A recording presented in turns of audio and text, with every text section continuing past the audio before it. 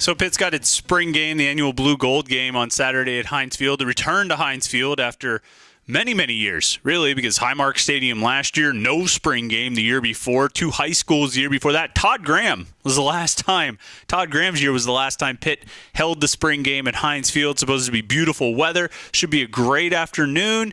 And already we're hearing from people about why they can't be there. There's a Penguins playoff game that afternoon. The Pirates play that night. It's the first day of trout season. Someone actually mentioned this as a scheduling conflict with the Blue Gold game. And it becomes a complaint about Pitt. Why would Pitt schedule against these games? Why would they schedule when there could be a hockey playoff game or when they know there's a Pirates game or it's the first day of trout? And I'm not making that up. Someone actually mentioned the first day of trout. But ultimately, this just feels like it's more of the same from the as you see in the fall during the season.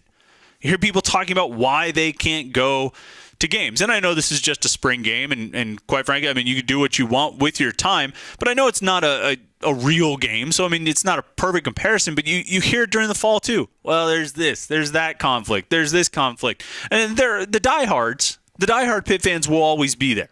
They'll be there at the spring game. They were there in 2011, the Todd Graham year, when it was a pouring, downpour.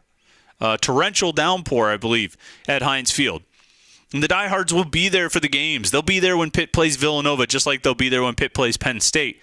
But this is part of Pitt's biggest problem. Pitt has a few problems when it comes to marketing and outreach and attendance. This is part of their biggest problem, that group of diehards just isn't big enough. It's not big enough to get 30,000 to Heinz Field on a beautiful Saturday afternoon in April. Now, that group of diehards can grow as the team has more success, and if the team has more success on the field, that group of casual fans, the non-diehards, will continue to grow.